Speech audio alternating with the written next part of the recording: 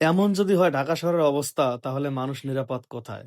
কল্পনা করতে পারবেন না ভাই, এই যে মেয়েটা কাজ করতেছে এই বাড়িতে, সে কি আসলে এই বাড়িতে নিরাপদ? নিরাপদ না।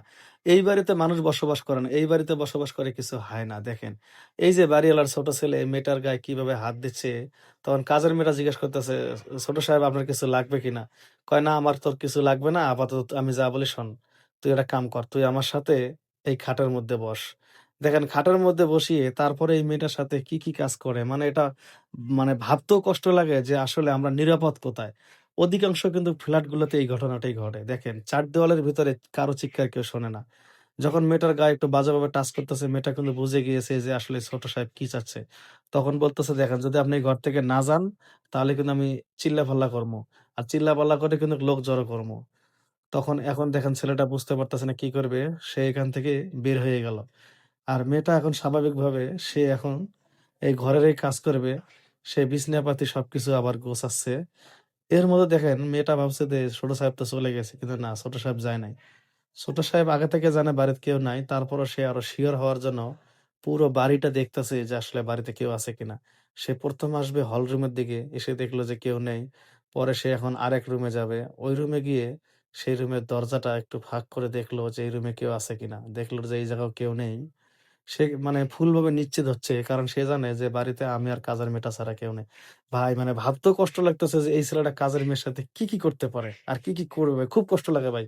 তো এইজন্য বলতেছি ভাই ভিডিওটা প্লিজ শেয়ার করে দিবেন। এখান থেকে অনেকজনে শিক্ষা পাবে বা বুঝতে পারবে যে আসলে মানে গরিব মানুষের উপর কি অত্যাচার হয়, কাজের লোকের উপর কি নির্যাতনগুলো করে। দেখেন, সে এই রুম থেকে বের হয়ে গেল ১ম এ আপনার ওই রুম থেকে যাওয়ার পরে এখন দেখলো যে মেইন গেটে কেউ আছে কিনা। দরজা খুলে দেখলো যে দরজার বাইরে কেউ নেই। সে এখন ঠিক ওই কাজটি করবে। কাজের মেয়েটা যে রুম পরিষ্কার করতেছে, সে ওই রুমে যাবে। সে নিজে বলতেছে, "যাক বাড়ি ফুল ফাঁকা। এবার ও আর আমি ছাড়া কেউ নাই। এখন ওরে দেখব কে বাঁচায়।" দেখেন সে আবার ১ পা ২ পা করে ঠিক ওই রুমেই গেল যে রুমটা মেয়ে পরিষ্কার করতেছে। আমি এইজন্য বলি ভাই ভিডিওটা প্লিজ শেয়ার করে দেন। এখান থেকে সবাই বুঝতে পারবে, শিক্ষা পাবে যে আসলে কাজের মেয়েদের উপরে মানুষ কিভাবে অত্যাচার করে। ৪ দেওয়ালের ভিতরে এই চিৎকার কেউ শোনে না ভাই দেখেন। গিয়ে মেয়েটাকে জড়িয়ে ধরেছে। তখন মেয়েটা বলতেছে, আরে সাহেব আপনি এটা কি করতেছেন?"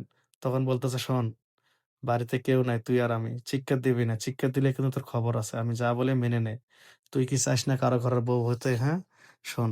মানে ওকে এখন বিয়ের প্রলোভন দেখাচ্ছে, বিয়ের লোভ দেখাচ্ছে। সুন্দর করে তার মাথায় কাপড়টা দিয়ে বলতেছে, "শোন এই দেখ, তোকে কত সুন্দর বউ দেখা যাচ্ছে। আমি তোকে বিয়ে করব। রাজরানীর মতো রাখবো।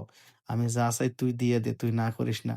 মানে এই মেয়েটাও বুঝতে পারে নাই যে আসলে এই ছোট সাহেবের মনের ভিতরে কত কুবুদ্ধি দেখেন। এখন মেয়েটা লাস্টে তার হাত ধরেছে। ধরে বলতেছে, "দেখেন আমরা হইতেছি গরিব মানুষ। কাজ করে খাই। এর আগে ২-৩ বাড়িতে কাজ করছিলাম। উনারা এই খারাপ বাজে প্রস্তাব দিত। বাজেভাবে আমার দিকে তাকাইতে দেখে আমি ওই বাড়ির কাজ ছাইড়া আইছি। আর এই বাড়িতে আপনার বাবা-মা ২ জনেই ভালো। এইজন্য আমি কাজ করতাছি। কিন্তু আপনিও ভালো ছিলেন। হঠাৎ করে আজকে এরকম করতেছেন। আপনার কিন্তু আসল রূপ আমি বুঝে গিয়েছি। আপনি আমারে মাফ করে দেন। আপনি আমার এই বাড়ি থেকে যাইতে দেন।" এখন এই ছোট সাহেব বলতেছে, "না, তোমার কোনো মাফ নাই, তোমার কোনো ক্ষমা নাই। ক্ষমা শুধু একটাই। আমি যা চাই তাই দাও। তাহলে আর তোমাকে কিছু বলব না।" এরপরে যখন ধরতে গেছে তখন দেখেন মেয়েটা একদম ঝাড়ি দিয়ে কাজের মেয়েটা উঠে বলতেছে, "আপনি কি মনে করছেন, হ্যাঁ? আমি এইখানে আছি দেখে আমার কেউ শিক্ষা শুনবে না? অবশ্যই শুনবে। আমি ত্রিপল নাম্বারে ফোন দেবো দাঁড়ান।" যখন ত্রিপল নাম্বারে কথা বলছে তখন তো সে ডরায় গেছে। হায়, হায়! এটা তো আমি অনেক বড় ভুল করছি। সে নিজে কান ধরতেছে। আর বলতেছে, "শোন, ফোন দিস না। আমি আর জীবনে এরকম করব না।" ভিডিওটা ভালো লাগলে প্লিজ শেয়ার দিবেন।